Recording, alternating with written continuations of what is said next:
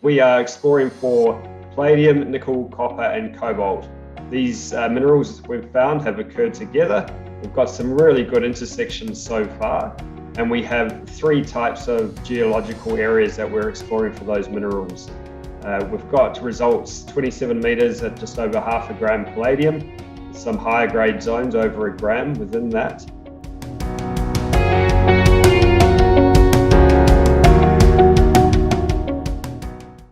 Hello, welcome to Assay TV. Today I'm joined once again by Brad Underwood, who's the chairman and managing director of Galileo Mining. Galileo Mining are exploring in Western Australia. They already have a JORC resource of nickel and cobalt at their Norseman Project, but they've been doing some further exploration there. Brad, great to see you today. You've been searching, you're doing some exploration, as I said, at your Norseman Project there, drilling deeper underneath your existing cobalt nickel resource. What have you found so far? Good to see you, Leo. And you are right. We have been doing a lot of exploration around Norseman, which is in Western Australia.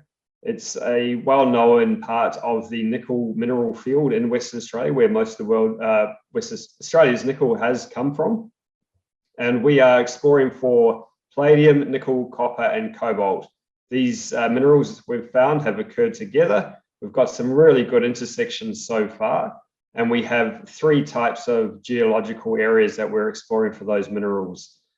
We've got results 27 metres at just over half a gram palladium, with some higher grade zones over a gram within that. Then we have a number of other really good indications as well. Most recently, we've had some aircore results come back, and we're looking at results of 20 to 30 metres, about 0.2 grams per tonne in the very near surface environment. So it's showing that we have really good palladium potential, and very importantly, it's close to surface. And if we do find something economic, it will very much be extractable and be able to go into that mining phase. Excellent. And at your Norseman Project, I mean, I believe you have sort of three main zones that you've been looking at, and these latest results are just from the Mission Sill zone, yeah, and you've still got some assays pending from the other holes in the other areas, yeah. We undertook a large-scale aircore drilling program last year to give us an idea of the potential in the area, and we've had some very successful results from that, showing that there are a number of prospects where we'll need follow-up drilling. So what we'll do is we'll bring in a larger rig to drill beneath it. We've got at least another 50 drill holes outstanding from last year's drilling. And then we've got new drilling coming up in April as well. So we've got a lot of targets to drill, and we'll start working through those beginning next month. I mean, how many meters and how many holes are you planning to drill over the next for the coming season? I would expect we'd be drilling upwards of 10,000 meters over the coming drilling season. And how we organize our drilling, we put everything into campaigns. So we usually do 1,000 to 2,000 meter drill campaigns, and 4 to 5 of those over the course of the year. It gives us the flexibility to change the location of the next round of drilling based on the results from the earlier drilling. So rather than going in blind and doing blanket drilling, we are very focused on getting the best value for money and really targeting those drill holes in the best possible locations to make a discovery. I mean, if we could just talk a little bit about the recent results you've had, the sort of grades you're getting there, what is that sort of telling you, and how's it guiding you going forward to sort of honing in on some economic deposits?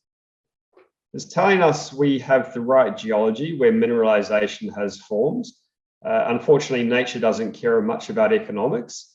So when we find mineralization, which are the right minerals that can form an economic deposit, then we've got to go about and find those areas where the highest grades exist, define that location and see whether we can make a mine out of it. So what we've got so far are some really good numbers which tell us we have the right geology. And then we have to look for those particular locations along strike. And in 2 of our targets, one we have 5 kilometers of strike, the other's over 10 kilometers of strike. So these are very extensive targets with the right geology, with the indicator mineralization, and we need to go back and hone in on those targets, like you said, where we believe there could be economic mineralization. So plenty of activity and plenty of news flow coming out of Norseman for 2022. Talking about your other project in the Fraser Range, where you are looking for sort of Nova Bollinger style sulphide mineralization. What's the progress of that project? You're right, it's elephant country in the Fraser Range. We're really looking for large, high-value deposits similar to Nova Bollinger.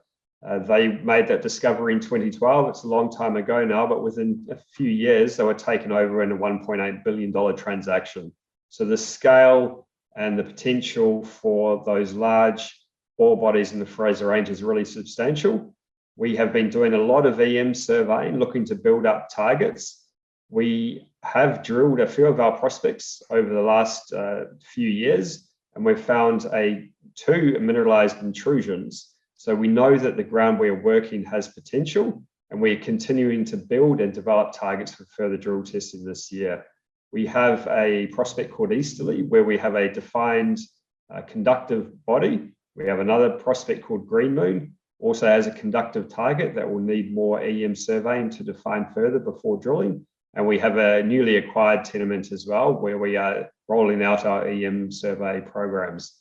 The reason we focus so much on EM surveying is because we are exploring undercover, and the only and best way of exploring that area is using geophysical surveying to define drill targets and then to go out and drill tests. And the prize in that area is very high and absolutely worth chasing for us. Absolutely. And just to remind our viewers, I mean, your background was working on the Nova Bollinger project with Mark Creasy, yeah? That's right. Even before the discovery of Nova, we'd been working in the Fraser Range. Nova was discovered by a public company that we were in joint venture with at the time, and they were very successful with the project development and later sale of that company. So we are hoping to repeat their success either in the Fraser Range or at Norseman. Excellent. And if we could talk a little bit just about the nickel and palladium market at the moment, some interesting things going on in terms of the price of both of those commodities. Particularly with nickel, I think as we speak, I don't believe it's back trading on the LME as yet.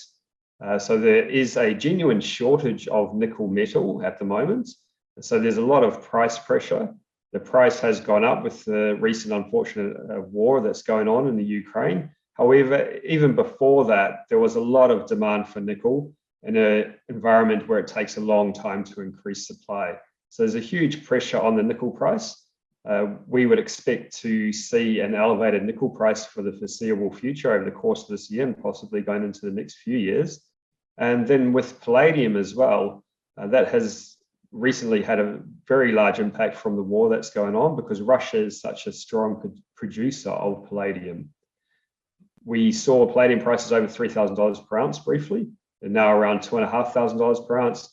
That is a very good price for palladium. And if we are able to make a discovery either of palladium or nickel, then we'd expect to see a very quick price re-rate on the market. Absolutely. And the type of nickel that you're looking for here, in terms of sort of the end use, what are you actually thinking about for that? The end use of nickel from a mine that we'd be likely to discover probably goes into the overall nickel global market. A lot of that is used for stainless steel, but we are seeing a quick increase in the amount of nickel going into batteries. So the demand for electric vehicles and those technologies that will be required in the future is putting additional price pressure on nickel. We're just happy with the price as it is at the moment. We can see that it is under a lot of pressure. If it increases in the future, that's just another good outcome for our investors as we go about trying to make a discovery.